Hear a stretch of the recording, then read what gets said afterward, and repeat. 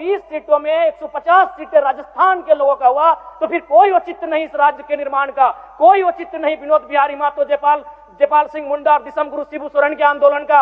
आज इस राज्य के युवाओं के सपनों के साथ धोखा हो रहा है अध्यक्ष महोदय। ये मैया सम्मान योजना की राशि मैं सराहना करता हूं सरकार की, लेकिन कब तक बांध के रखेगी हमारे नौजवानों को और हमारी उन माओं को जिनको आप 2,500 रुपए दे रहे हैं, लेकिन उन्हीं की बेटों और बेटी की नौकरियां जो 50,000, 70,000, 90,000 आप दूसरे राज्यों को बेचने का काम कर रहे हैं, ये कब तक बांध के रख पाएगी। अध्यक्ष महोदय ने अभी सार्वजनिक रूप से स्टेटमेंट दिया था कि हमारे पास नियोजन के आंकड़े लगातार घट रहे हैं।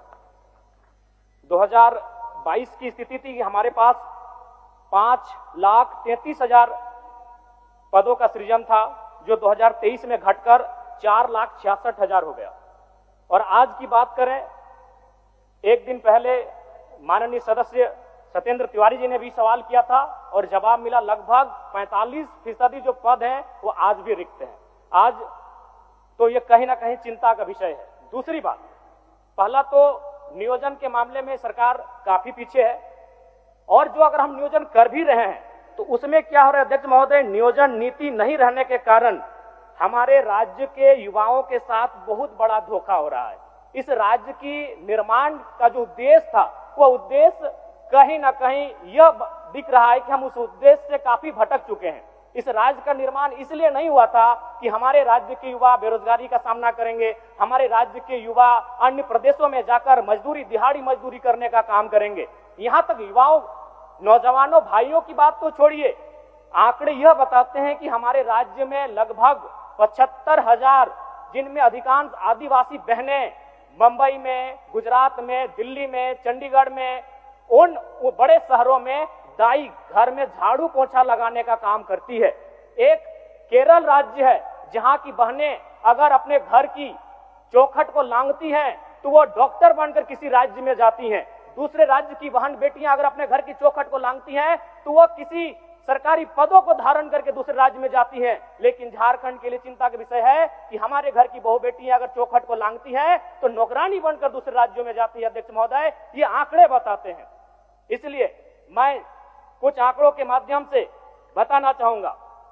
सीएचओ की नियुक्ति जिसमें 550 सीट था, 220 सीटें अनरिजर्व थी, जिनमें 150 तो राजस्थान से हुए। ये शहादत, ये संघर्ष, ये झारखंड आंदोलन किस लिए, किस दिन के लिए कि 220 सीटों में 150 सीटें राजस्थान के लोगों का हुआ, तो फिर कोई औचित्य नहीं इस राज्य के निर्माण का, कोई औचित्य नहीं विनोद बिहारी महतो, जयपाल सिंह मुंडा और दिसम गुरु शिबू सोरेन के आंदोलन का। आज इस राज्य के युवाओं के सपनों के साथ धोखा हो रहा है अध्यक्ष महोदय। अध्यक्ष महोदय, बातें यहीं नहीं रुक रही हैं। 2023 में पब्लिक प्रोसिक्यूटर में 113 पोस्ट हैं, जिनमें 72 सीटों में गैर झारखंडियों की नियुक्ति ली गई।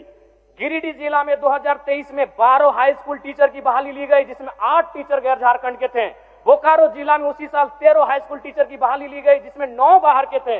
2022 में जेपीएससी के द्वारा 232 सीटों में 125 अनरिजर्व थे, जिसमें 82 गैर झारखंड के थे। अध्यक्ष महोदय, ये महज आंकड़े नहीं, इस राज्य की एक शर्मनाक स्थिति को बता रहा है कि हमारे पास क्या प्लानिंग है, हमारे पास क्या तरीके हैं कि हम इन चीजों को रोक सकें। 2024 में जेपीएससी के द्वारा 28 टाउन प्लानर की नियुक्ति हुई, जिसमें 17 गैर झारखंड के हैं। अध्यक्ष महोदय, ये बहुत ही चिंता का विषय है। यही नहीं, जेएसएससी के द्वारा 2023 में इलेक्ट्रॉनिक मैकेनिक्स के पद पर बहाली लिया गया, जिसमें 22 अनरिजर्व सीटों में 11 झारखंड से बाहर के थे।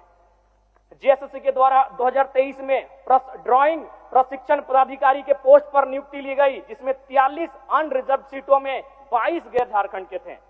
2023 में पुनः जेएसएससी के द्वारा फीटर की बहाली ली गई, जिसमें 91 अनरिजर्व सीटों में 24 गैर झारखंड के थे।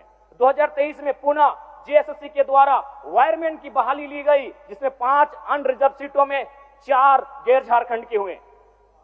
2023 में जेएसएससी के द्वारा पुनः वेल्डर पोस्ट की बहाली ली गई और इस बार 46 अनरिजर्व सीटों में 16 गैर झारखंडों की नियुक्ति ली गई। 2023 में पुनः इलेक्ट्रीशियन के पद पर जेएसएससी के द्वारा बहाली लिया गया और इस बार 93 अनरिजर्व सीटों में 29 सीटें गैर झारखंडियों को गई अध्यक्ष महोदय, जो कि चिंता का विषय है। अध्यक्ष महोदय, अब इसमें बात आता है भारत के संविधान का, भारत के कानूनों का।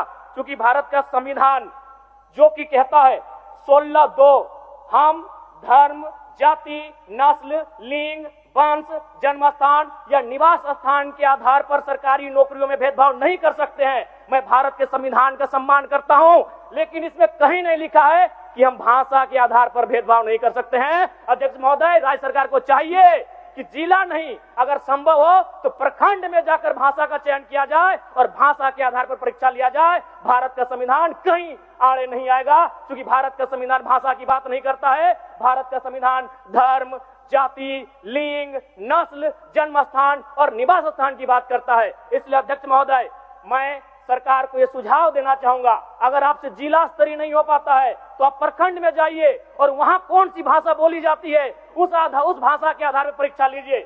अध्यक्ष महोदय, मैं एक छोटा सा उदाहरण देता हूं।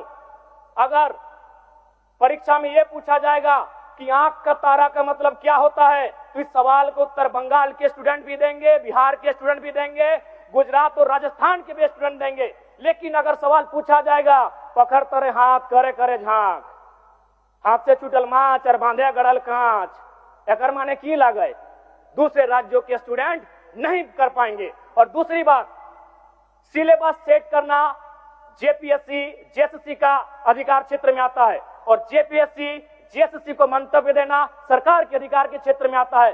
तो आप उनको ये मंतव्य दीजिए कि ज्यादा से ज्यादा जो परीक्षा ली जाए वो हमारी भाषाओं में ली जाए। उदाहरण के लिए, मंगरी यार बुधनी ढेकिया कुटेले गेल हले, ढेकिया कुटते कुटते कानी मुनी उंगरिया कुटाए ले। ये दूसरे राज्यों के अभ्यर्थियों को समझ में नहीं आएगा। उनसे ये पूछा जाए कि घैला और पैला में अंतर क्या होता है, दूसरे राज्य के अभ्यर्थियों को ये समझ में नहीं आएगा। आप अगर उनको सिलेबस देंगे तो सिलेबस को कोई भी याद कर सकता है, उन्हें सिलेबस नहीं, जो हम लोग गांव में होता है, जो हमारी संस्कृति में होता है, जो हमारी परंपराओं में होता है, उनके आधार पर परीक्षाएं ली जाए। और नहीं तो ये मैया सम्मान योजना की राशि मैं सराहना करता हूं सरकार की, लेकिन कब तक बांध के रखेगी हमारे नौजवानों को और हमारी उन माओं को जिनको आप 2,500 रुपए दे रहे हैं, लेकिन उन्हीं की बेटों और बेटी की नौकरियां जो 50,000, 70,000, 90,000 आप दूसरे राज्यों को बेचने का काम कर रहे हैं। ये कब तक बांध के रख पाएगी अध्यक्ष महोदय? इसलिए मैं सरकार को सीधा सुझाव देना चाहूंगा। और विशेषकर चूंकि मेरी आयु कम है, मैं पहली बार सदन में आया हूं और मैं चाहूंगा कि विभागीय मंत्री के साथ साथ मैं संसदीय कार्य मंत्री का बहुत आदर करता हूं, मेरे इस बात को थोड़ा ध्यान से सुने मंत्री महोदय। क्या यह संभव है 60-40? आप उसे 60-40 के स्थान पर 60-20-20 कर दें। 60 यानी जो हमारा ओबीसी, एसटी, एससी और ईडब्ल्यूएस का रिजर्व कोटा है, और 20 जनरल 1, जनरल 2। क्या ये, अभी मत कुछ कहिएगा क्योंकि मेरा लय मत खराब कीजिएगा, बीच में मैं आपसे जानना चाहूंगा क्या यह संभव है? General 1, general 2। जनरल 1 में केवल झारखंड के जनरल होंगे और जनरल 2 में झारखंड के अलावा पूरे भारत वर्ष के जनरल सामान्य अभ्यर्थियों को मौका क्या दिया जा सकता है? क्या ये संभावनाएं हो सकती हैं? मैं माननीय संसदीय कार्य मंत्री के संज्ञान में ये देना चाहूंगा अध्यक्ष महोदय। इसलिए आज इस राज्य को अगर आवश्यकता है तो नियोजन नीति की आवश्यकता है। आज नियोजन नीति नहीं रहने के कारण हमारे राज्य के युवा पलायन कर रहे हैं, हमारे राज्य के युवा बेरोजगारी का सामना कर रहे हैं। इसलिए अध्यक्ष महोदय, आज इस राज्य को आवश्यकता है, नियोजन विभाग के बजट पर बहस हो रही है, इस राज्य को नियोजन नीति की आवश्यकता है। मैं आपसे ये आग्रह करना चाहता हूं